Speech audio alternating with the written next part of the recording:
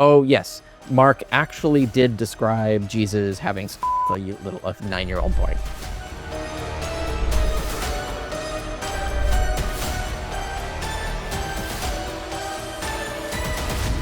Ladies and gentlemen, there is a Greek expert, philologist, Ammon Hillman.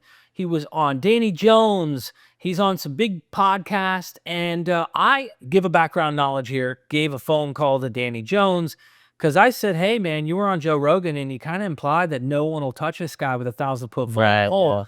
Maybe implying he's invincible and right and they all know it. Right. Which just feeds the rot in people's brains that are looking for insanity. I honestly think it just helps feed that kind of conspiracy mind. Yeah. But either way, it fit their audience. The narrative that I think Ammon Hillman himself is pushing is that no one will debate him. That this is relevant. This is relevant. We'll bring this up in a moment. I told Danny, I got someone who will debate him. Ladies and gentlemen, if this is your first time watching Dr. Richard Carrier, we'll debate him. Obviously, you know, Hillman didn't want to do it. So point blank period, he won't debate you. He only looks to debate Wes Huff, apologists, stuff like that. But he's such an expert. So I have a question from Steven Nelson from Cross Bible. My buddy Steven, as you know, is huge into Greek, loves the Greek.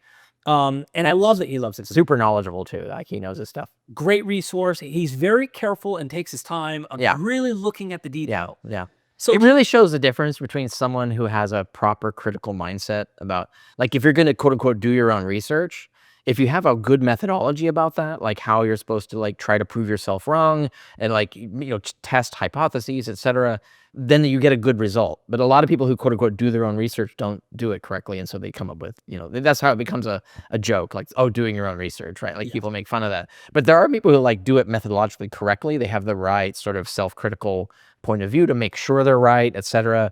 And Nelson's one of those who does that really well. And so like that's how you end up being good at it, you know, on your own without like going through a whole PhD program. Right. And I'll tell you background, when me and Nelson, we did a 5-hour video.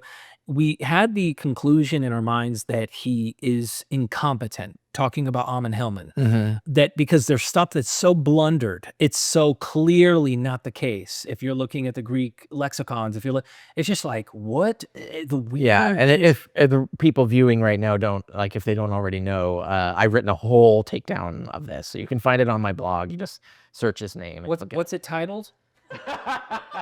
Are you sure you want the? I don't know. You can bleep out this spot. You might have to. You gotta bleep out this spot. And I have to point this out. So I actually had that worry when I wrote the article. Right, it was like, God, is this gonna like create some sort of algorithmic punishment because I'm using words that are bad, right? Yeah. And I'm realizing like that fucker's forcing me to do this because these are the words he's using. Yeah. And like he's forcing us to talk about this stuff. And it's the kind of stuff that's going to get like censored or algorithmed or whatever. And so like people get like demonetized talking about it because he's not supposed to talk about this stuff, which I find really annoying because it makes it difficult to talk about it. But anyway, so I just lean totally into that. And let's see if I get, you know, I'm just going around. Titles alone worth the read. Here's the title, 1st September 2025 blog article. Ammon Hillman is not telling you the truth. The Gospels do not describe and no one was getting high on. Yeah, that's a hell of a title for you. So Steven and I have seen some crazy antagonism in that 5-hour giving background to people. Steven has all sorts of videos. Go subscribe to Cross Bible. Check out crossbible.com. Shameless plug for my friend here. But his question is, one of Ammon Hillman's staunch defenders, apologist, if not another way of putting it, argues that Ammon, operates, that the defender of Ammon operates as a performative satirist. Wait, are we sure it might be Ammon. It might be Ammon. We need to get clear on this. I thought that was the argument. Yeah, one of Ammon Hillman's staunch defenders argues that he operates as a performative satirist.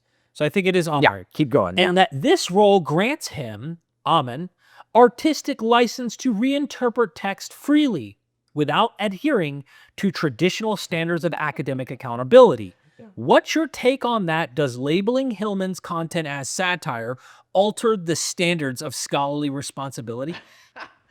That's such a weird defense because it's basically admitting I'm right. Like you're basically saying, oh yeah, it's all bullshit. None of it is true. But it's okay that he can say all these false things because it's a joke, right? And so you can say that, like, I mean, I guess like that, but that's not. You're no longer talking about academic. You're not talking about academic standards anymore, right? You're talking about, oh, well, he's not even doing academic. He's a stuff. joke. Yeah, like he's telling jokes, he's making stuff up. It's so it's like that's not academics. So no, it doesn't change the standards of academics. You're just saying that he's not an academic. That now he's just Andy Kaufman or whatever, right? So like it's just some sort of like performative art, right, or whatever. You can't rely on him. You can't say that anything he's saying is true because now you're saying that he himself is saying that it's not true. So I think that really what I would say to someone who's saying like that is that, well, okay, so then you're just saying that it's all false, and you're just trying to justify why it's okay to say false things. Yeah. I don't believe you, but I could say, like, if that's what you want to believe in your heart About yeah, right, then you should agree with me that everything he says is false. Like, so that's it, right? Academically, you're just admitting that everything he says is false, and so you can't rely on him for facts or anything like that. I mean, if that's where they want to go, in fact, that's like an own goal. I'm like, welcome them to use that defense. That's great. I like that. Spread that around. The question is though, like, would Ammon Hillman say that? Like, to say will he come out and say, yeah, it's just all performative art. It's all. I'm not really serious about any of this stuff. Like, is he himself going to say that? Because that's not how he's acting. That's not how I. No, like when he's talking about no one will debate me, it's like that sounds like you think you're telling the truth. Yeah. That doesn't sound like a performance art. He's saying, dude, he's so. Yeah. So anyway, yeah. So I think the parsing you have to do there is like, well, what are we actually saying then, right? Like, if you're going to say that he's just a satirist, then you're also saying that it's all false and therefore has no academic value, and we can just chuck it, right? Yeah. Like if you want to get, like, for entertainment purposes, want to go watch him say silly things, then sure, whatever.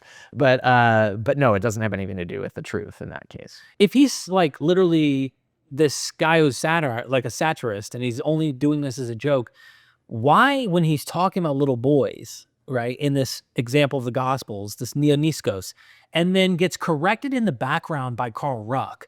Carl Ruck's like, no, that's factually wrong. It's a young man. And then he ends up going back later in the same lecture to the little boy. Yeah, like, you're right, that is a young man. And then he goes back to little. I really think he's like, something's off, and I can't put my finger on. Yeah, that's how I talk about that in my article too. Towards the end, I bring that up, possibility that he might just be crazy, right? So but here's the thing: it's like, so we've been posed this question: is like, okay, is it okay to do performance art? The thing is I was like, he wrote an article that was supposed to be an academic article for what was supposed to be an academic book. So did he think that he was pulling a Sokol hoax? That it was like, ah ha ha, I tricked an academic into publishing my garbage, right? Like to denounce academia for, like, how dare you publish blatantly, obviously false things? Like, if that was his crusade, like, I get with him. I'm like, yeah, you got a point there. Right. Like, if it was all false, I made it up just to see how easy it would be to get this garbage past peer review. And I'm like, yeah, okay. Like, if that's your mission, I would get behind it. But obviously that's not what he's doing. That's your whole point. He's not doing that. He's not saying, oh yeah, it was all bogus, it was a joke. So this reflects more of a light on the person who's trying to defend Ammon. And this, yeah, it's a really weird defense. I don't understand, like, how they think that helps their position. Like, what? I don't get Ammon off the hook. Yeah, because I think I know. No, but it doesn't. Is my point? Is you're basically you're throwing him under the bus. I get it. It's like, it gets in their mind, and their defending of this guy. It gets Ammon off the hook in their mind for everyone to get off Ammon's back about how, don't take it this serious. It's all. And then they Mott and Bailey, and then they immediately go to, oh, it's all serious, and we can use it as truth. Right. Yeah. Like, okay, yeah.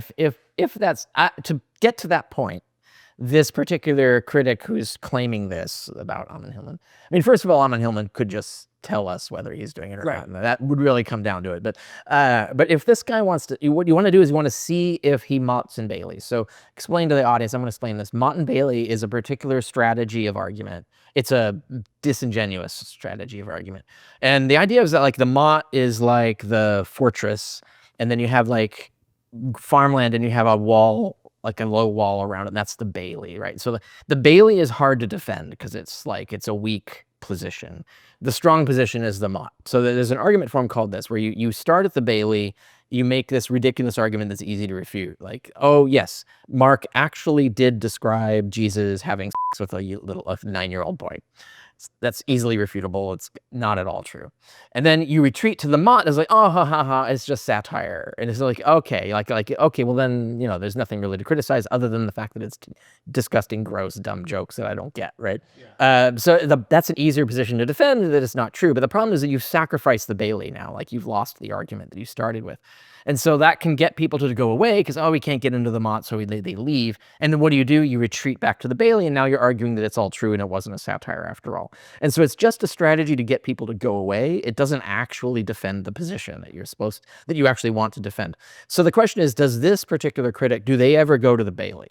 Like, are they consistent? Do they just always use it as though it's not factually true? Are they consistent in that position, or do they keep switching to the Bailey? This person they're talking about is a guy named Mandy. And I think he's always still says it's all satire.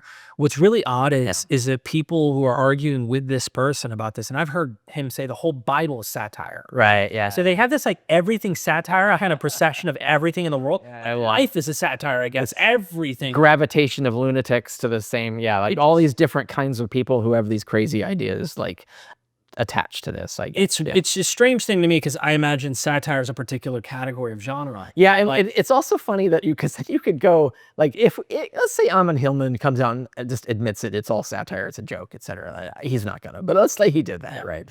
And then, now we could just go walk away, really, because this is all false and we're done, and move on. And then, but then you actually, because he's switching then out of academia into comedy, he's saying, this is comedy, not academia.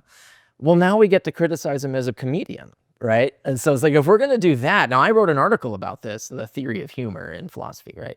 Then I don't think he'd survive critique because I think his jokes aren't funny. Like the satire is, like, it's disturbing rather than funny, right? Like, if you're talking about, like, what is a good satire, like what is a joke that is a racist joke that people laugh at, right? Like, that's different from a joke. Racism. Yeah, right. Well, it's also different from a joke. Like, you could go to the Chappelle show, and this is I use examples from the Chappelle show, where there are jokes that if you took them out of context would look like racist jokes. But in context, what you're laughing at is racism, right? Like, that's making fun of racism. Chappelle himself has talked about this. Like he's saying there was a moment when he did one of these, and then he caught the audience laughing at it for the wrong reasons, so that they were actually laughing with the racists rather than against the racists. And that was part of his process of why he left comedy for a while. Is that, like, people are not getting it, and I don't know what to do about this, right? So, but that's the same thing where, like, you can analyze, like, is the humor actually, like, is this humor that's designed for to laugh at? I definitely think it's funny. Right, exactly. Yeah. So, and I think he's serious. Yeah. That's so true. That's the crazy part. Yeah. But even if he's a satirist and not serious, there's still a critique there. Is that then, now we get to critique him on this, right? Like, what is the moral point behind your joke? Like, it's not a good one. So, like you're not really, like, you're not taking down the Pope or anything. Like, you're not making fun of the Catholic Church as an international factory. It sounds like you're kind of, like, making fun of people who make fun of that, really, right? Like, it sounds like your joke is pro. I feel in some of it. So just addressing that person and then addressing what you're saying, the person will always deflect and turn it back on you. Yeah, exactly. It's your problem. You're not understanding. That's right. It's a joke. Yeah. They do this to defend. Yeah, and there's a whole discourse logic that happens there with how when people try to critique comedy and there's pushback, etc. Yeah. And so they get in the weeds of talking about aesthetics and comedy and theory of comedy and all that stuff. But now you're not talking about academics. You're not talking about whether any of it is true or whatever. So I can see how someone might want to turn to create a distraction, to waste everyone's time arguing about that bullshit. Yeah. And you're not paying attention to the fact that it's all false. Right. And that's part of that Mott and Bailey. Don't worry, he's just making up. Well, he's conceded the whole. That's right. Yeah, that's right. Yeah, he just surrendered the Bailey. Like, the war is over. We're like, why watch it? We can just starve out the tower now. Like, we don't need to retreat, right? So yeah, I think, like, that doesn't seem like a good strategy to me for defending Ammon Hillman, frankly. What's the other thing for me, and I've been watching for a long time, is Neil learned Greek, originally started learning Greek with the guy and got close and knew the guy quite well. Oh, yeah. It understood that this guy really was, in a sense, he is very religiously motivated in this. It's not a joke. He's like a mystic. He believes he's in tune with the muse and the spirits, contract with the devil, all that kind of stuff. Like, he's some mystic. So it's not, oh, let's just play the joke game and get everyone to stop seeing how much we can over and over and over falsify everything he's saying in so many ways. But Neil knew him as like someone who's like really trying to revive the ancient Greek world in a way. And like you said, it felt like at one point he might be jabbing at the church and like, oh, priests do this to boys, you know, stuff like that in history.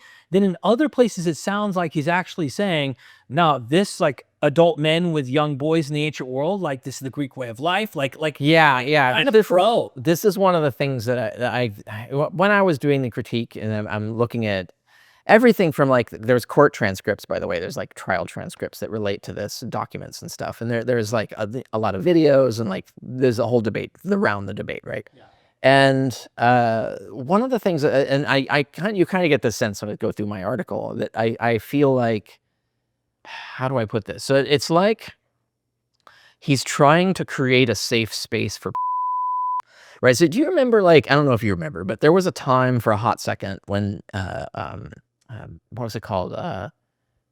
NAMBLA, I think it was like the National Association of Men, Boys. I don't know, whatever. I think it was whatever it was. It was some literal organization that was pro.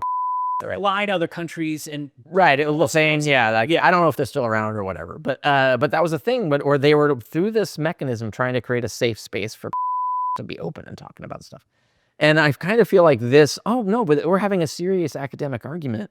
Or even this, oh, it's just satire. Like these are excuses to allow the discourse to continue and to suck people into the discourse. So now we're okay talking about like gross fantasies and stuff because it's serious academia or it's satire, like whatever the reason is, it just is an excuse to attract to then defend their man, like, because they want to defend their safe space where now they can be out and not just say that they're no, this is serious.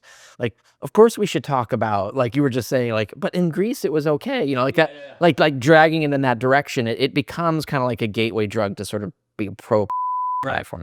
And the question then becomes like, is Ammon Hillman aware that he's doing this, or is he just sort of someone who stumbled into doing it, and then all the people all were gravitating to him and defending him, like, are they like just trying to prop up their man because they love that he's created this safe space for them to talk about this stuff and force other people to talk about it? Like, literally, I'm so disgusted that they forced me to talk about this shit. Like, I don't even want to talk about this. It's like, because it's so gross, like the whole description and everything. It's like, he's so vivid and like really just something. No, without a doubt, you can walk away with as perverted as right. I mean, and everybody, everyone has kinks. I'm not shaming people's kinks. Yeah, but when it involves 9-year-old boys, you're outside ethical kinkdom there, dude. It's just over the freaking top too. I guess the reason why I think this is a big deal is the way it gets pitched by people who are very close to him, and it's unfortunate for someone who wants to claim the satire card when someone like Danny Jones, who's got 1 million subscribers, huge audience, is taking Ammon's ideas serious enough to take them to Joe right. to pitch it like, listen, this guy, I can't vet him, but like this is what he's saying and this might be going on, this might be real. When you're doing that, you might as well, I understand you want to defend Ammon for whatever weird reason. Yeah, but at the end of the day, there are legitimate questions about motive here. But like the people in power with real numbers are like Neil, 250,000 subs.